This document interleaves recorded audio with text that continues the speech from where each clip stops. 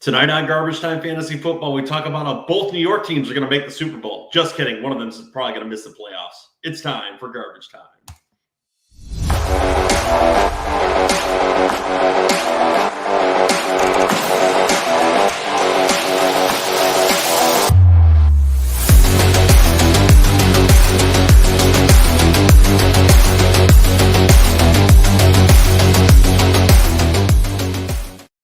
Guys, welcome into Garbage Time Fantasy Football. Tonight, it is me and Ryan running the show. How are you doing tonight, Ryan? Good. How you doing? We thought we were gonna have Ron on the show, but old man, it's past his bedtime. I already had his warm milk, so yeah, no, I put him down for the night. I think it's official. The ghost is back.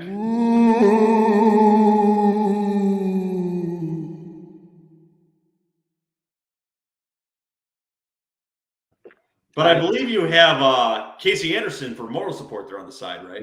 We do. There he is. Hi, Casey. He'll give out. Maybe he'll phone in some questions. We'll have to see. All right, guys, if you like what you hear on Garbage Time Fantasy Football, make sure to like and subscribe to the show here on YouTube. You can also listen to us in audio formats on Apple, Spotify, Google, Pandora, Amazon, Iheartradio, Tunein. We are live on Twitch and Twitter. Leave us voicemails at www.garbagetimeft.com. And you can also reach us on Instagram at Garbage Time Fantasy Football and Garbage_TimeFF on Twitter. And Ryan, I believe we have a contest for a card too, a Miles Sanders Gridiron autograph card, right?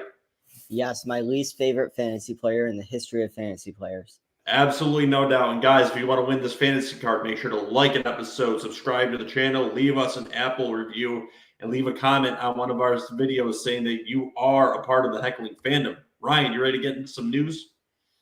Yeah, let's do it.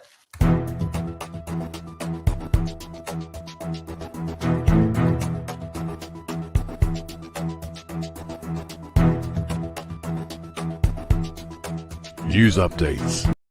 All right, Kenny Pickett goes out with a concussion for the Pittsburgh Steelers, and the backup comes in and helps them win the game. Deon Jackson looks pretty good in that game. So what's the future of Kenny Pickett with the Pittsburgh Steelers over the next few weeks?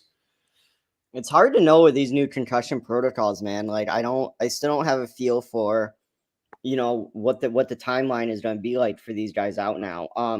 But I'm assuming, Trubisky came in and closed out the game and they got the win. I still think Kenny Pickett's the starter as soon as he's cleared and healthy to play. Okay. And Skylar Thompson, hand injury, is out of the game. And Teddy Bridgewater, off his second week in concussion protocol, was the emergency backup and came into the game. And both his wide receivers, Tyreek Hill and Waddle, played very well. So what's your thoughts on those players going forward? Are you expecting Tua to be back? Is Teddy Bridgewater going to be the quarterback? And what's the outlook for those wide receivers? Yeah, I think I saw earlier today that Tua has been cleared and is expected to start this upcoming week. But yeah, if Tyreek Hill has shown anything these past couple of weeks, it's that regardless of who's back there, he's going to produce, put up wide receiver one numbers. And, Waddle's been a pretty safe option this whole time as well. Okay, and Randall Cobb was taken off the field in the Jets and Packers game. His x-rays did come back negative. Didn't show a break or a fracture, but they're thinking he may miss some time. Is it maybe a sprain? Yeah, I think I saw a report that they're thinking of a sprain, but these sprains have been taking some time. I think the last report I read said that they don't think it's season ending, but it's not going to be a 1 week kind of deal either. So you can expect him to miss at least probably 2 weeks, I think. Do you think Lazard's going to be the beneficiary of those targets? I think so. And I think the Packers have a pretty favorable matchup coming up. Mm-hmm. So you did see him have a big week. Yeah, Cameron Bray also had a very nasty injury, looked like on his neck. Is it going to be a long while before we see Cameron Bray back on the field? I think they said sprained neck. I didn't even know a sprained neck was a thing, but I guess if there's a bone, you can sprain it. Let me see. No neurological impact, but yeah, I mean, he's probably out at least a week. But as far as fantasy goes, I don't know if he was really a realistic option for that tight end position anyways. Yeah, we wish him a good recovery, and we wish Ron Seymour a good nap. Marquise Hollywood Brown was expected to miss 4 to 6 weeks as of this morning, and now we're hearing reports he may be out for the season. There's contradicting reports on Marquise Hollywood Brown. What's the latest updates on him for fantasy football going forward? Yeah, so basically I'm pretty much, I heard the same news as you, where we're hearing anything of at least 6 weeks to done for the year. So it's definitely going to be something to keep an eye on, but you can assume for him to miss most of the remaining fantasy season. They do have DeAndre Hopkins returning, and another piece of news, they did trade for Robbie Anderson there. They did. So I don't think I don't think Robbie Anderson's is going to produce the same level that Hollywood Brown will, but I do think it could potentially make Anderson more fantasy viable than he has been. I'm kind of thinking that Rondell Moore may be the beneficiary of, honestly, Hollywood Brown being out. We saw him get a plethora of targets last week. DeAndre Hopkins is probably going to be a little bit rusty coming back, and now that he can't take steroids, we don't know how good he's going to honestly be. So I think Rondell Moore is going to be the benefit. Ertz has been playing well, and I think that will continue going forward. So it'll be interesting to see how Robbie will fit into the offense, how Rondell Moore is going to play, if DeAndre Hopkins is just going to slot back in as the number one, and how Ertz will get his possession. So the Cardinals offense is in flux, and it's going to be interesting to see how it's going to pan out for fantasy football, and one of the biggest questions going forward over the next few weeks. And some more news. Dak Prescott is expected to be back for the Dallas Cowboys. And after that performance by Cooper Rush last night, I think that's more than welcome, correct? Yeah, and they have a pretty favorable matchup coming up against a pretty subpar Lions defense. So I mean, that's kind of a great game for Dak to come back to. I think you could expect a big game out of him, CeeDee Lamb, those guys. So I think it's a good game to come back to. Okay, and there are some more trade rumors floating out there, and I wanted to get your thoughts on those for fantasy football. The first one is Christian McCaffrey's trade rumors. Apparently, the Panthers are shopping everyone. Robbie Anderson was already kicked off his team and traded within a day. So is the next player, as you're fixing my spelling mistake in the form, going to be Christian McCaffrey traded off the Panthers? That's hard because I almost feel like they might be, because he has 1 year left on his contract. Mm-hmm. I mean, I feel like the team's gonna be hesitant to give up too much for him, with the injury concerns and then the fact that he only has a year left on his deal. So I think that might end up in a classic, you're valuing what you have higher than what others may be valuing it at. You think a good fit for him could be the Baltimore Ravens potentially, now that they've lost JK Dobbins at least for a little while? Oh, definitely. Yeah. I mean, that would immediately boost that team. That's obviously, we've seen some struggles from recently. So that would be an immediate boost for them. Okay, and tell me what you make of this strange Cam Akers news. So there's a report on Tuesday and Wednesday of last week saying that he's probably played his last down for the Rams. First, there was a report saying he wasn't going to play this week, and they said they may never play for him again. And then they're coming out saying, yeah, no, he's still great. We're, looking to just potentially move off him. He's still a great player. So what do you make of this Cam Akers situation? It seems really odd. It's definitely odd. I mean, he had a decent game against the Cardinals where, 12 carries for 61 yards, but then his usage and production kind of dropped off from that. And I don't know if he's upset and how the Rams are using that backfield or what the deal is, but that was definitely kind of out of left field. I would not have expected that one. But that's another one. I just don't know if the market's going to be that high for him with coming off the injury and things like that, My gut's telling me that eventually he's just going to be cut. I don't think anyone's going to really offer anything for Cam Akers out there, and he kind of didn't look very productive over the last few weeks too. Not saying he can't get it going somewhere else. It seems like the Rams offensive line is an absolute mess as of right now. But there's something definitely to be desired there from Cam Akers. And we already talked about the JK Dobbins injury there a little bit. This would fall into the bad category of the good, the bad, and the surprising, which we will be going over shortly. But is JK Dobbins' fantasy relevancy at least over for this year? Yeah, and I mean, I was iffy on him to begin with because it was so hot and cold. I mean, what was it? He put up 22 points, and then the very next week it was like 2. Yeah. You just can't trust it. And now with the injury, I think the people that took the gamble on JK Dobbins lost. Hopefully, they just didn't take him too high, which I think people were getting him pretty low. All right, Ryan, you ready to get into the good, bad, and surprising of week 6? Yeah, let's get some good news. Yeah, we need some good news after all that bad news. Playoffs? But they are who we thought they were, and we let them off the hook. You play to win the game.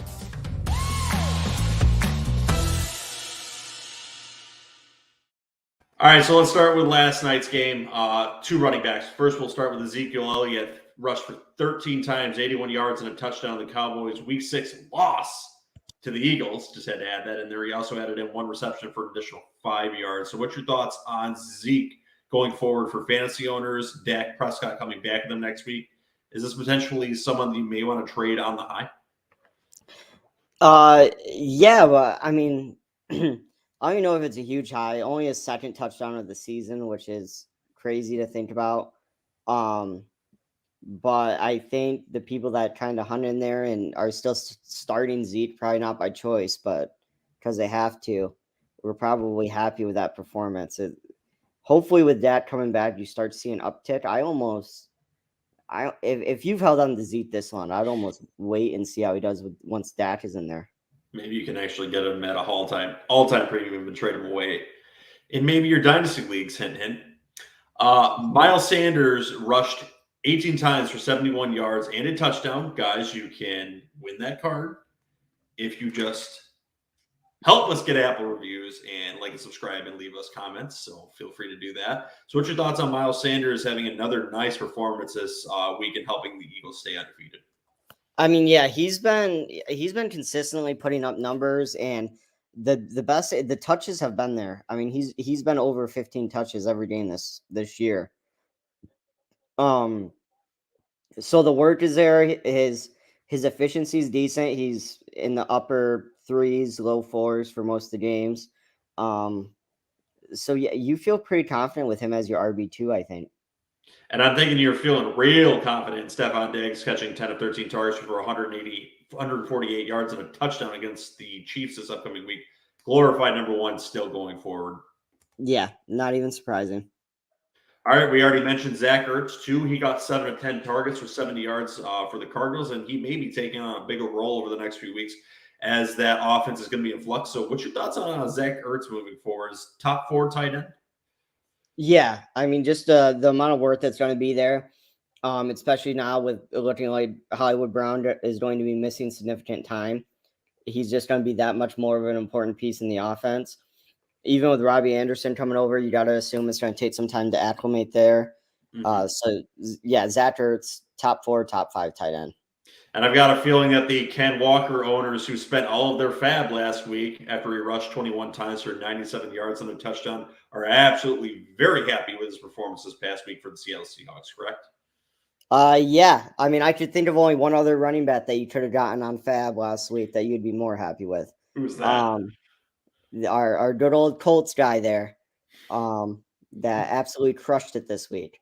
Yeah, tied right up for number 1 running back on the week. He will be coming up in the surprising category, I believe. But we were saying all week Ken Walker was going to be a guy that you could plug right in and start without worrying, and he proved us right. Somebody you don't need to worry ever about plugging in is Justin Jefferson. He's an automatic start, 6 of 8, 170 yards, 107 yards. I wish it was 170 yards. He does have that some weeks. So, yes, very good against the Dolphins, correct?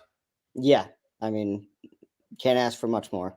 What's your thoughts on Njoku having another consistent game, 3 of 6 and 58 yards for the Browns this week against the Patriots? Yeah, I mean, he's not he's not going to be that tight end that's going to win you the week. Mm-hmm.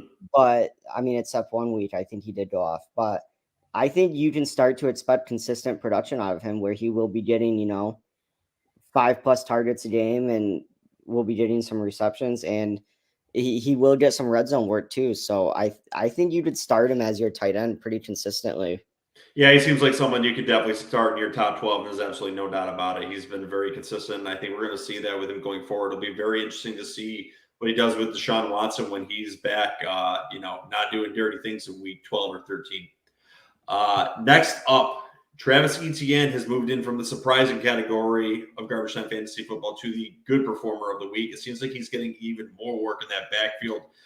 10 rushes for 86 yards in the Jaguars' Week 6 loss against the Colts. He also added in 2 catches. Is he getting a majority of that work? Is this backfield starting to change, or is James Robinson going to make up for these issues? No, I think this is the tide turning like a lot of people expected. I think James Robinson's value has completely plummeted. I think you may have, or I think I did in one league as well, unloaded James Robinson early, and it's panning out pretty well. Yeah, no, I've got him in 2 leagues, and I did not unload him, so I'm going to be enjoying that roller coaster ride over the next few weeks and probably play him in the flex. And I just got to point out, you hopped over my boy there, Jacoby Myers. Yeah. Pretty strong game. Caught all 4 of his targets for 60 yards. I think he's just a super underrated player, but in PPR leagues, he is a consistent. You just start him every week. You're probably going to know what you're going to get. He's a PPR machine. Yes. Speaking of player stocks who have been on a roller coaster ride this season, but seems to be back now on track, Michael Pittman, 13 of 16 with a giant game, 134 yards in the Colts' very prolific passing offense with Matt Ryan, who threw over 50 times in this game. So what's your thoughts on these 2 players? Yeah, I mean, Matt Ryan, I don't think you can trust him, but Michael Pittman, he's the wide receiver 1 there. If they're throwing, he's going to be getting a ton of work. 16 targets is nuts. The Jaguars defense isn't great. For some reason, I started them this week in one league, and I hate myself. But yeah, Michael Pittman, wide receiver 1 for sure. All right, and since our resident Giants fan, Ron Seymour, the ghost of fantasy football, is on the show, why don't you turn that camera over to Casey Anderson, and I'll ask him this next question. There you go. You're on the spotlight.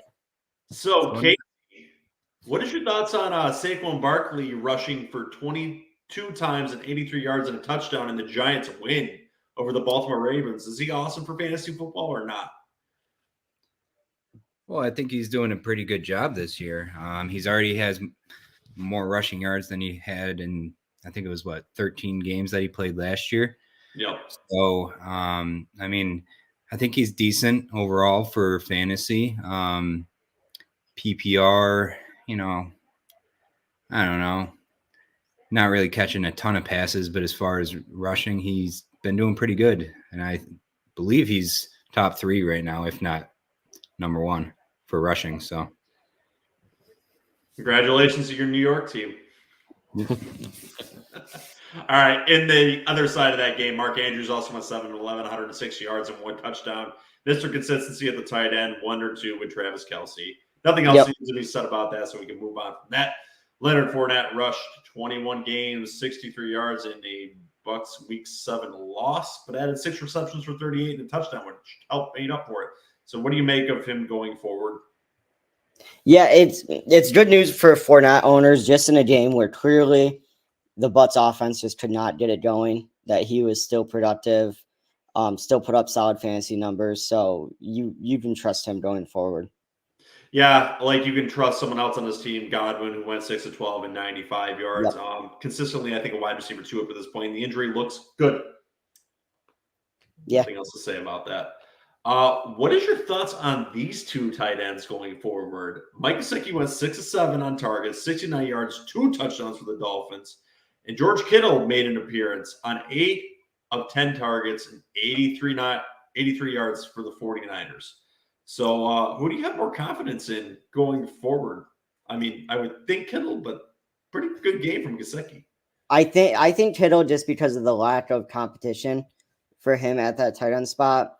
The Dolphins, they're still doing weird splits between Gesicki and Smythe there. So you don't know who they're really going to plan to use in the red zone or for whatever plays they come up with. So Gesicki's going to have these games. I just don't know if don't know if you can rely on him to put up decent numbers on a consistent basis. You can rely on Deebo Samuel, though, being the centerpiece of the 49ers offense, correct? Yes. I mean, 79 yards, targeted 10 times, and then also got in another rushing work. So, Deebo's been pretty good. And we already talked about the wide receivers for the Miami Dolphins. Jalen Waddle got back on track with 129 yards, and Tyreek went 12 of 15, exploding with 177 yards. Are they going to do this again next week?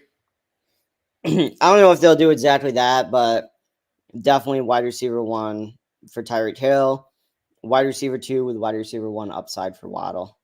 All right, and tell me, New England fan, what you saw from Ramondre Stevenson this past week and what he did last week. Yeah, I love it. I mean, people were high on Stevenson in the offseason, thought that he could kind of start to take the work away from Damian Harris there. And now with Harris out for an extended period of time with injury, people don't really know what his timeline is.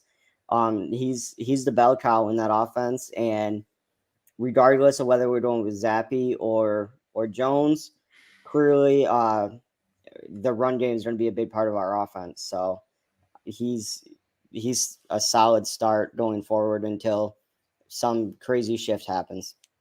Who are you hoping to see when we go to MetLife in 2 weeks play quarterback for you, Zappy or Mac Jones? Ooh.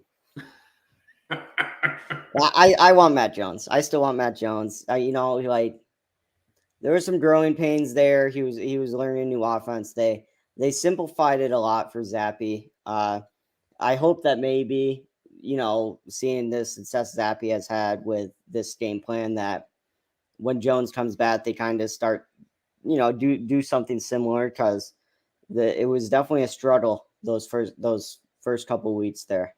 Agreed. And Breece Hall is a boss, as me and JJ said he would be at this point in the year. Rushed 20 times, 116 yards, and the Jets win over the Green Bay Packers, making that crybaby Aaron Rodgers go home with a loss. What's your thoughts on Breece Hall going forward for fantasy football? RB1, you can start him, no problem. It's going to be frustrating when the Jets get inside the 5 and they give it to Michael Carter for whatever reason, but Hall is still going to make the best of the touches that he gets and just the passing work that he gets, that you can still start him with confidence. And I'm skipping Brandon Ayuk going to the surprising category because his performance was absolutely incredible. 8 of 11 on targets, 83 yards, 2 touchdowns. 3 days. 3 days after Ron and I said we were out on Ayuk and had no interest in starting him. You back in on Ayuk?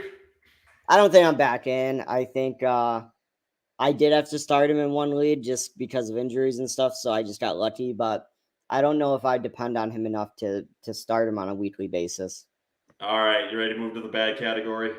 Yeah, let's get into the bad news. All right, let's talk about some ugly shit. Cooper Rush, 18 of 38, 181 yards, 1 touchdowns, 3 picks against the Eagles. This is the last time we see him this season.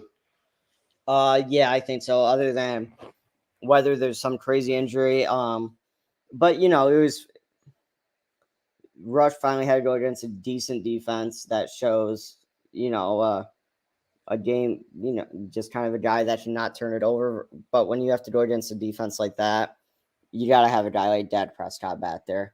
After Jerry Jones said there may be a quarterback competition, ridiculous. Put all silent, put that to rest immediately. So, all right, and I'm gonna give you. I will point out though, a part of the good, CeeDee Lamb still managed to have an efficient day even with Cooper Rush back there. So with that coming back, he's a wide receiver 1 going forward. All right, I'm going to give you 3 running backs here, and tell me who you're the most disappointed in. Clyde Edwards-Helaire had 9 rushes for 33 yards in the Chiefs' loss. Darrell Henderson behind that awful offensive line with the Rams rushed 12 yards for 43 against the Panthers, and then Eno Benjamin had 60 yards with 18 carries. So out of these 3 disappointments, who are you the most disappointed in? Ooh. I am going to go CEH because Henderson at least got the touchdown, saved his day a bit. Eno Benjamin, I wasn't expecting a ton from. And then as far as CEH goes, I didn't have a lot of faith in him, but he had been having a pretty productive season so far. Mhm. So I feel like there probably were people starting him confidently, and he just crushed their hopes and dreams. Raheem Mostert also rushed for under 50 yards. Still disappointing. That was actually, you know what? That's the most disappointing one because I mean, I would have ranked him way higher than any of those guys. So I take it back. I'm going to say Raheem Mostert. We're going down the disappointing running back list. So Najee Harris rushed 14 times for 42 yards. I mean, he did add 2 receptions, got the touchdown, but overall wasn't that productive. Even No, in but the win for the Bucks. that's just been this season in general. Najee is probably a candidate for disappointment of the season, but did have a decent week this week compared to what we've seen previously. Okay, and next, I wanted to ask one more thing about Ito Benjamin. So he's going to be playing on Thursday. It's going to be a quick turnaround for the injured running backs of the Cardinals. Do you potentially see him as a running back 2, even with the performance this past Sunday, just based on the volume he could potentially get? Maybe like if you're in a really tough spot, but I mean, I would have to be scraping the bottom of the barrel, I think. Yep. Rashad White was trending upwards, but in this game only rushed 4 times for 12 yards. Are they going to reduce his workload, or is he going to have a week eventually here? I think that was part of just the game script with the defense, with the offense just struggling in general. Mhm. I think when things are clicking well, you could still plan on seeing him get in there. Just a rookie. I don't think I'm looking to start him in any capacity yet. But in Dynasty, if you have him sitting in your bench or on your taxi squad, you're definitely not unhappy with how things are shaping up. And as we already stated,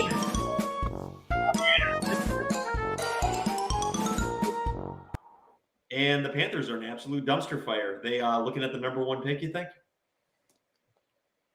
Yeah. That's just, it's not good. And you do not think he will do anything for the Cardinals, huh?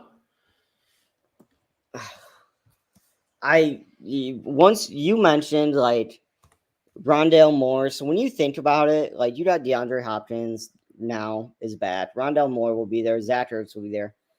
I mean, I think that puts him as like choice number 4 in that offense. Oof. One that's been struggling. So I've kind of changed my opinion a little bit. I'm actually not going to be expecting a ton out of him.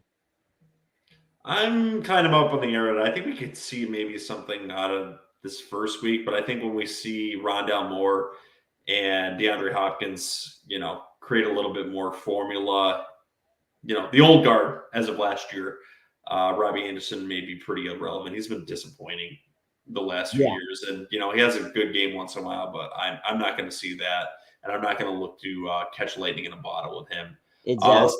Let's talk about some more wide receivers here. So Devin Duvernay, 1 of 5 targets, 14 yards, even with no weapons out there for the Baltimore Ravens. And Elijah Moore did not catch a damn pass for the Jets and is now bitching on Twitter about not getting the balls regardless of his team winning. I understand it a little bit because, I think he's ultra talented, should be getting some passes thrown his way. It's getting open. So what's your thoughts on these 2 wide receivers moving forward? Duvernay, definitely a bummer. He's been having some decent games, especially with Bateman being out. You would have thought that there'd still be some production there. As far as Elijah Moore goes, I feel like the Jets are becoming a running team. When you got Breece Hall there, Zach Wilson only attempting 20 passes made sense.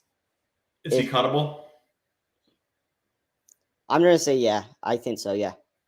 What about Garrett Wilson and Corey Davis? Are they hold still? We talking redraft? Yes. I think I would hold. I don't know why I said I would hold both of them.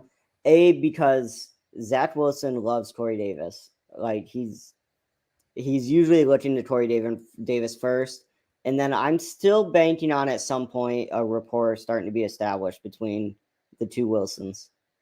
Okay, now let's talk about some Pittsburgh wide receivers. They definitely fell into the disappointing category for this week, regardless of the win. George Pickens went 3 of 6, 27 yards. Deontay Johnson, 5 of 7, 28 yards in the win over the Bucks. So who do you like with the better outlook going forward for the Pittsburgh wide receivers? I'm leaning Deontay Johnson just because of the amount of work he's still getting. He wasn't super efficient with the 5 target with the 5 completions he got, but in a PPR league, that's still points. Okay, and are the days of Tyler Conklin being useful for fantasy football over now that it seems like CJ Uzomah is actually starting to get some work there for the Jets? Yeah, because again, the Jets, I completely foresee the Jets being a team where they're only attempting, 20 passes a game. And when you guys are running a two tight ends that you're going to use however you see fit, it's going to be very hard to guess which one's going to hit that week. All right, and who are you more confident going forward with? Jeff Wilson, who rushed 7 times for 25 yards against the Falcons, or let's throw in Alvin Kamara, who seems to be back on pace with the Saints, although it was a loss with the Bengals. I think I'm going to go Alvin Kamara just because he is, when he's in, he's such a huge part of their offense, both in the run game and in the receiving game. Do you think that he was productive, though, for the Saints, or this was just on usage? I'm going to say on usage. I don't know what his exact stats are from this past week, but 19 attempts for 99 yards. The usage is there, so I'm gonna go Kamara. All right, let's jump into the surprising category from week 6. This one was very surprising, and I'm trying to unload him on the high. You said no to this. Marcus Mariota completed 13 of 14 attempts for 129 yards, 2 touchdowns. Also got some rushing work in. It looked good for fantasy football, rushing for 50 yards and getting a touchdown. So what do we do with Marcus Mariota? Oh man. I would say definitely don't trade for him just because of this one big week.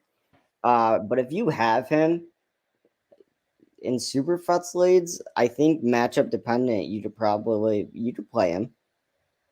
Okay, and what about his target who only ran 14 routes, Kyle Pitts, going 3 for 3 and finally getting in the end zone? This seems like just I don't want to start inept coaching on how to use Kyle Pitts. I don't want to keep beating the same drum, but I feel like I was calling this back in July and August. You did. In redraft leagues, I think you either try to trade Kyle Pitts on the name. You got to be starting another tight end by now, I would think. If you're not, you need to. I don't think you can consistently depend on him. I refuse in my dynasty league to move off him. No, dynasty, you have to keep him. All right. Here's a question for you. We saw the performance from Matt Ryan, as we mentioned earlier, going 42 of 58 attempts for 385 yards and 3 touchdowns with the Colts. Is he a QB2 going forward, or is this a flash in the pan because of a bad Jaguars secondary?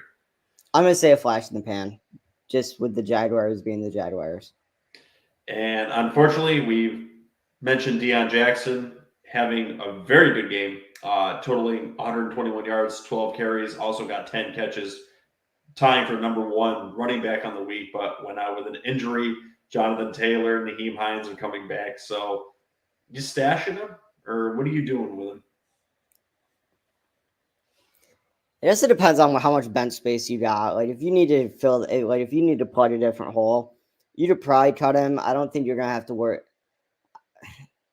I don't know what the odds are of having Jonathan Taylor and Naheem Hines injured again at the same time. Okay, and now let's move to your team where there's a little bit of a surprise coming out of here, and I think you may be an interesting waiver pickup for some teams this week. Trayvon Thornton caught 4 or 5 targets, 37 yards, and a touchdown for the Patriots. Very shifty, very speedy, and seems to be able to get down the field. So what's your thoughts on Trayvon Thornton going forward? Yeah, so Thornton, was one of the fastest wide receivers in the draft. That's why the Patriots picked him up. Broke his collarbone, so just returned not this week, but the week last. Had a very productive game in his second start. Wasn't really involved in his first one. If you're a dynasty owner that has him, riding on your bench or a taxi squad like me, you're pretty excited. I I think you could pick him up on waivers just to see what happens, see what he becomes. But again, it all comes down to how deep your bench spots are. I mean, I know there's some leagues where you only have a bench of 5, so don't do it if you're rocking a league that only has a bench of 5. He got some rushing work too, didn't he? Yeah. So they got a little crafty with him. I believe his touchdown came off of a like a weird. It was either like a rush or like one of those shuffle pass things that they count as a pass or whatever. I may be a little bit bigger on him than you are. I love the speed of him. Yeah. I think it'll be a good piece for your offense going forward. And to do that in your second start is definitely a good sign. Yeah, and I think that adds up well for him working over Devontae Parker there, which isn't good for our bet for you. Hey, I still got you on Freiermuth and Pitts and Arnold and Ingram. Yeah, those two are not going very good for me. There's going to be a lot of apologizing on my part, I think. All right, Bailey Zappi again also looked good. 24 of 34, 309, 2 touchdowns, dicing up the Browns. Yeah, like Zappi going forward? I really like Zappi. A lot of people were kind of questioning it when Bill took him in the 4th round, despite having Matt Jones there. But Bill has always done that historically, and just to have that depth. And I mean, Bailey Zappi, I think it's safe to say, has definitely taken over Brian Hoyer's spot on the depth chart. But it's also good to know too that we can continue to start him if we have to, and wait until Matt Jones is completely healthy instead of rushing him back. Okay, and I have continuously for the last 2 weeks been beating the drum for Donovan Peoples-Jones. Again, another decent game. 4 or 5 targets, 74 yards for the Browns in their loss to the Patriots. So, again, is Donovan Peoples-Jones at least a wide receiver 3 going forward? Yeah, I mean, you could do it. Yeah, I mean, I think what's happening is he keeps getting undervalued every week on ESPN and Sleeper and these apps. They're putting him only for like 5 points or whatever. So yeah, probably wide receiver flats. You wouldn't be heartbroken. All right, now we are on to our next Giants fan intermission. We're going to turn that camera around to Casey Anderson again. Let's see how good of a Giants fan he is. If he even, do you know who Bellinger is? Is he the No, he's the tight end. Never mind. We're going to keep this on Ryan Warner. He failed. He just lost his pass. So let's talk about Wan'Dale Robinson, then we'll go to Bellinger. 3 of 4 targets, 37 yards and a touchdown. Looks pretty shifty. You like him on waivers this week? Yeah, just because of the fact that the Giants have no one else. Okay, and Ryan, why don't you tell Casey Anderson who Daniel Bellinger is? Yeah, so Daniel Bellinger is a tight end that Ron and I mentioned in our previous episode about, him being a viable, or it might have been me and JJ. I don't know. It's someone.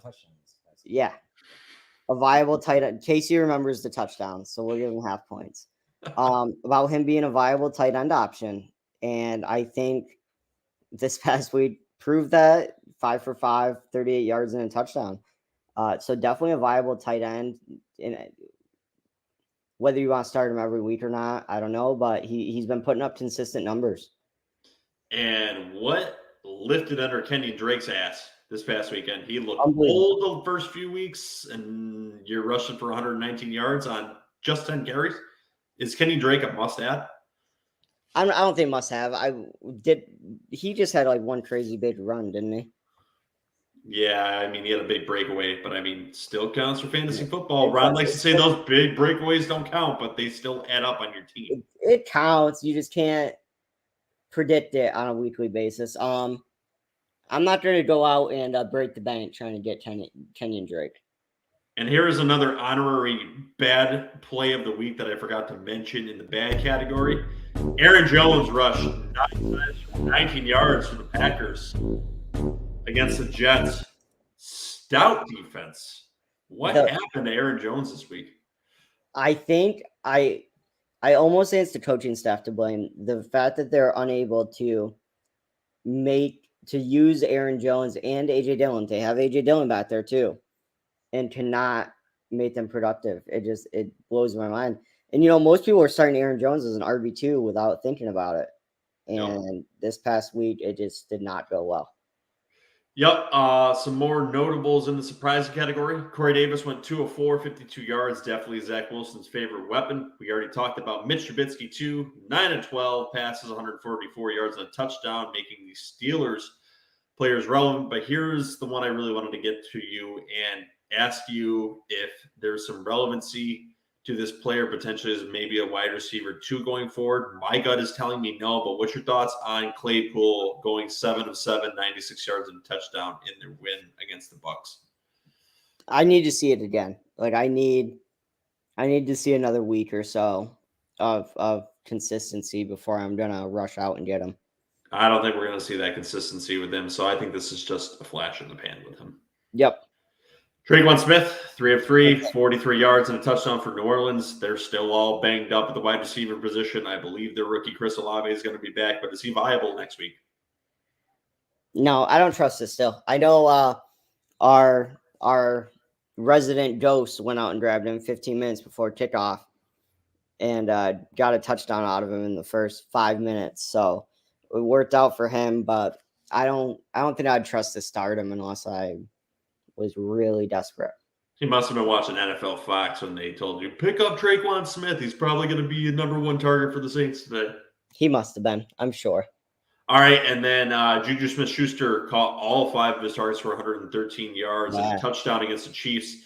Was this just because he was playing against zone against the Bills and wasn't playing against a man team? It kind of seems like when he's playing against that scheme, he does pretty well.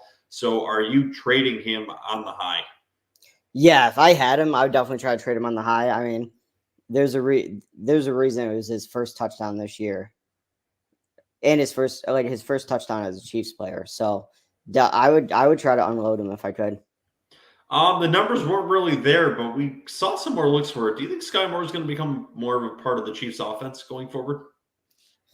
I don't know. We talk about it all the time. I feel like the only 2 Chiefs players I have any interest in is Patrick Mahomes and Travis Kelce. And maybe their kicker, because there's a lot of extra points.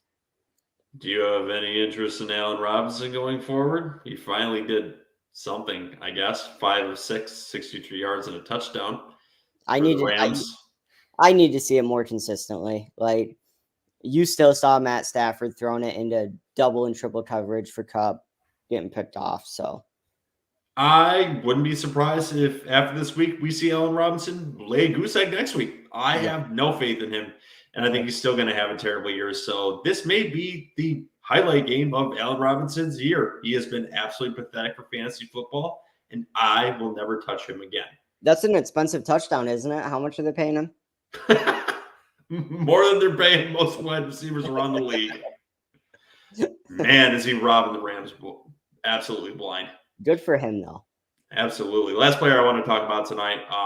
Again, the Bills running back situation is always interesting, but Devin Singletary got 17 rushes on 85 yards in the Bills' victory against the Chiefs and also had 4 catches for 22 yards. Is he approaching that running back 2 category for the Buffalo Bills? I think he is. And I know I've been saying all season that, like, I don't want anything to do with Bills running backs. I don't trust him at all. But, I mean, he's definitely been being involved, especially the last 3 weeks. Double-digit touches against the Ravens, 17 touches against the Chiefs. Definitely, but even the Dolphins, 9 receptions. So he's definitely involved in this offense. So I'm going to say yes. Ryan, anything you'd like to say to the heckling fan before we get out of here tonight? Just that I can't wait for the Pats to whoop on JJ's Bears in primetime television next week. What happens if they do? I get to tell JJ that his team still sucks and that Bill Belichick is now the 2nd winningest coach in NFL history. Hopefully you do that before you play the Jets in 2 weeks. Guys, if you like what you hear on Garbage Time Fantasy Football, make sure to like and subscribe to the show here on YouTube. You can listen to it in audio formats on Apple, Spotify, Google, Pandora, Amazon, Iheartradio, Tunein. Watch us live on Twitch, Twitter, here on YouTube. Leave us voicemails at www.garbagetimeff.com. We love when you guys scream at us and we play them live on the show. If you want to win the Miles Sanders autographed gridiron card, all you have to do is like an episode, subscribe to the show here on YouTube, say you're part of the Heckling Fandom in the comments to know that you've actually done the review on Apple, and then we enter you into the contest where you will potentially win it at the end of the fantasy season. And if you have any questions for your lineups or your waivers, you can leave it here live on the show. Reach us at Garbage Time Fantasy Football on Instagram or garbage_time FF on Instagram. Ryan, again, nothing to say to the Ghost Ron Seymour or to the Heckling Fandom? Just like, why is Ron even tired? He hasn't even been going to work. Why? Isn't he still home? Probably still home. He's probably watching Monday Night Football as we speak. But he's awake right now. I'm going to send him a ridiculous trade offer just so that I can get a response, so that I can prove that he's still awake. Let me see. And on that note, I'm going to do like a 2025 fourth for Kyler Murray. absolutely awful. Have a great night, Heckling Fandom. Join us tomorrow for the waiver show.